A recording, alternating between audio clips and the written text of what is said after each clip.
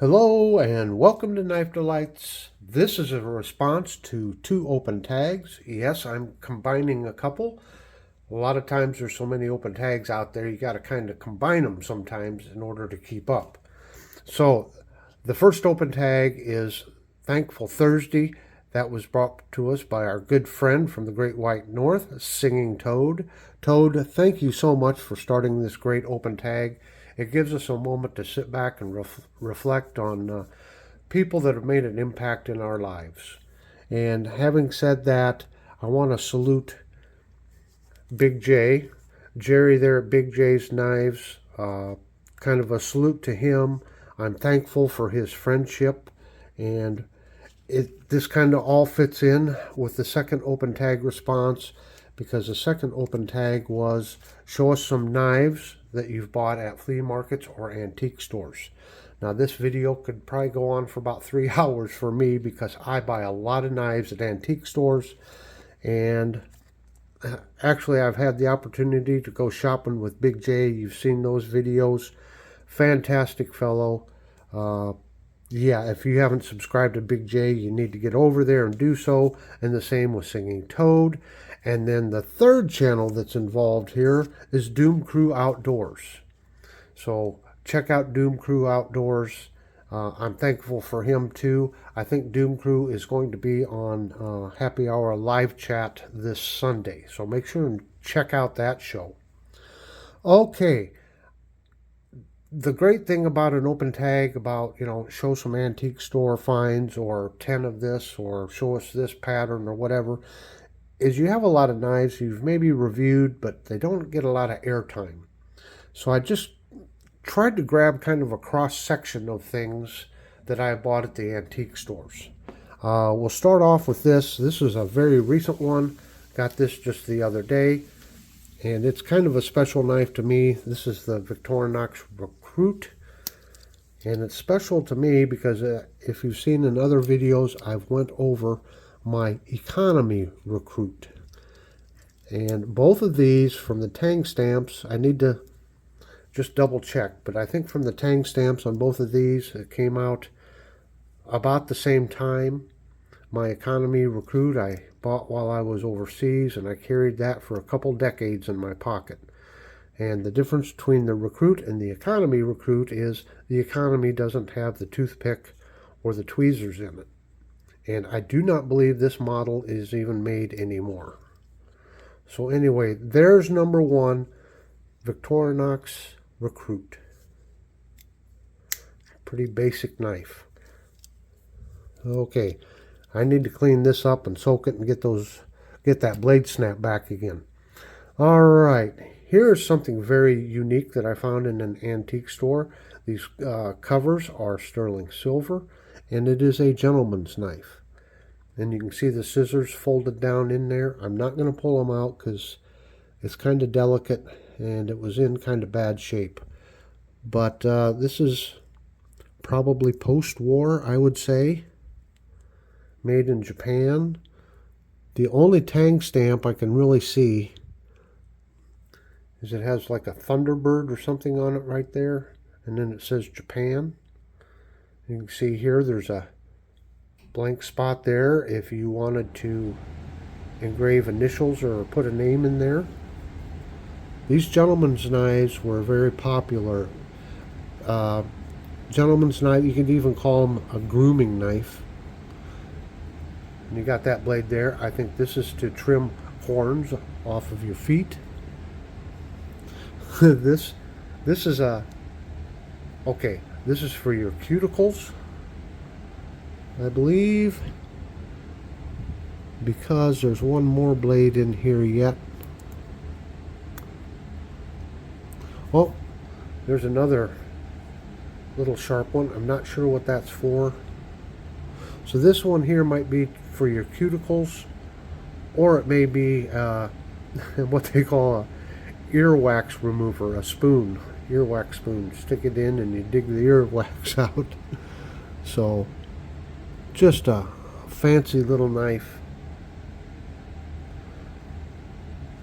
Gorgeous. So yeah, just another neat little find. Of course, it's got the nail file there. Yeah. Okay, moving along, I got this Ranger two-bladed jackknife. And one of the things I like to do when I'm out hunting in the antique stores is find unique knives or tang stamps, knives made from companies that I don't already own. That's part of the fun of the hunt. And let me get this one back down. Take a look at that tang stamp. And it says on there, Ranger Ultra Honed.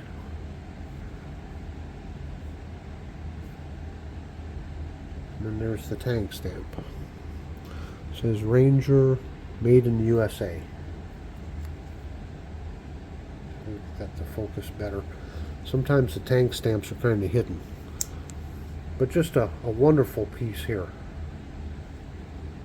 Okay, this is an Ideal toothpick.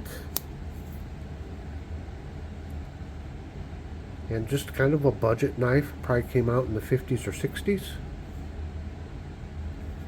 Nothing to write home about, but I just think it's a neat, unique knife. So Ideal toothpick. This was kind of a neat find. This has bone covers, and it's called the Timberwolf 3. And there's your tang stamp. It just says bone handle, 440 stainless. And there's a model number there, SKB2, Japan. I do not know who made this. In doing some research, Parker. They think maybe Parker had these made and imported to the US. So, nice little lock back here, the Timberwolf 3. Here's another toothpick. This one isn't mine, but my oldest brother found this in an antique store. It's a Hammer brand. Love Hammer brand. I've got a couple other Hammer brand knives, but it needs a little work there. Of course, the cover's torn there just a little bit on that side, but still a fine knife. And it's fun to know that my older brother's kind of gotten interested in hitting the antique stores too, so this is one of his. Like that long French pull there. So a Hammer brand toothpick. This is a sleeve board whittler made by W.H. Morley and imported, and it's just, these covers are just gorgeous. The way they change color like that. Got that shield on there down underneath the coating. So it's a sleeve board. There's your main blade. Now this knife is probably over 100 years old, and look at the condition it's in.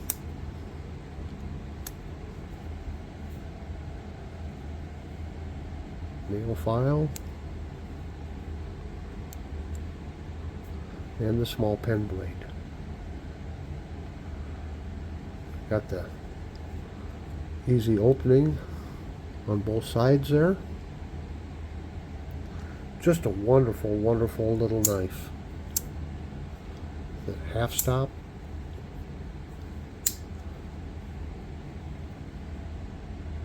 Another great antique store find. And I only paid a few dollars for this. That's the other big thing. You hardly pay anything on a lot of these antique store knives. You know, a lot of them you can get for $4 or $5. Some are $15 or $20. Now this one I had soaked in mineral oil. That's why it's still kind of wet. And this is kind of a recent pickup too. I got this because it's Operation Desert Shield. No slack for Iraq. two-bladed penknife here.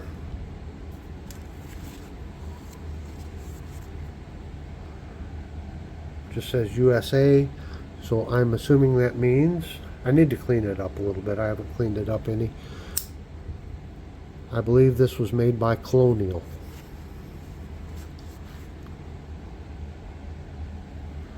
Yep, I don't have this one cleaned up yet. But it's kind of special to me because I was a part of Operation Desert Shield. Now you had Desert Shield and then you had Desert Storm. I had left the Gulf before Desert Storm started, but most of the merchandise all has Desert Storm on it, and I can't really buy that because I didn't participate in Desert Storm, but I did participate in Desert Shield, so it was nice to see something with Desert Shield on it. Okay, next we'll go to a couple of fixed blades.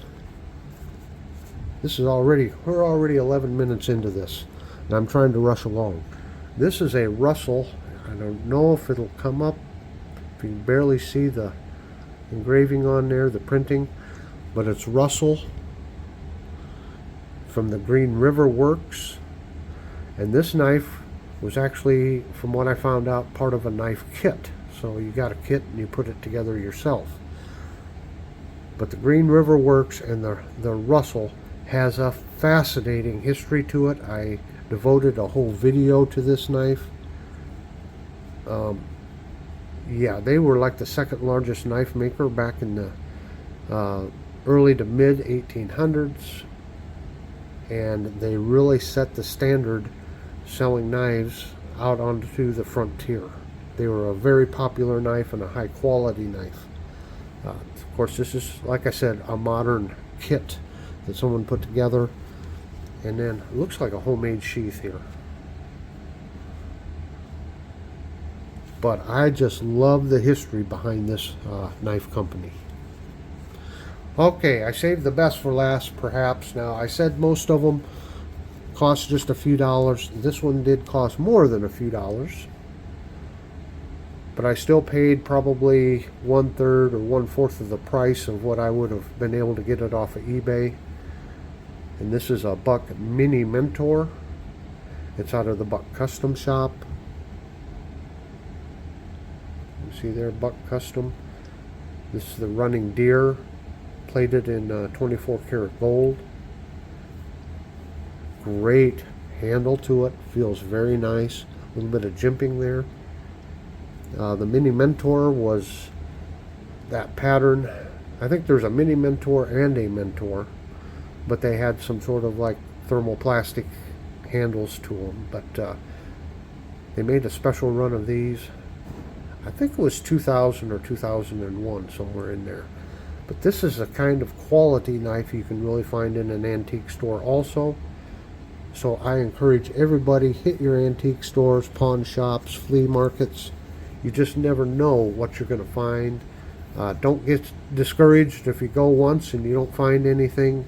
Sometimes it takes multiple trips. So there you go. So once again, a salute to Big J. Thank you, Big J, for your friendship. I had a lot of fun the last time we went antiquing, and I'm looking forward to meeting up with you again and doing that. Doom Crew, once again, thank you for this great open tag. And Singing Toad, thank you for your Thankful Thursday. Down here in the lower right hand corner, I'll provide a link to my playlist. I have a lot of wonderful videos on old vintage knives and other antique store finds. Down here in the center, that big round knife delight, so I hit that if you'd like to subscribe. Down here in the lower left hand corner, well, that's just the next video that YouTube thinks you should watch. So until next time, have a very delightful day.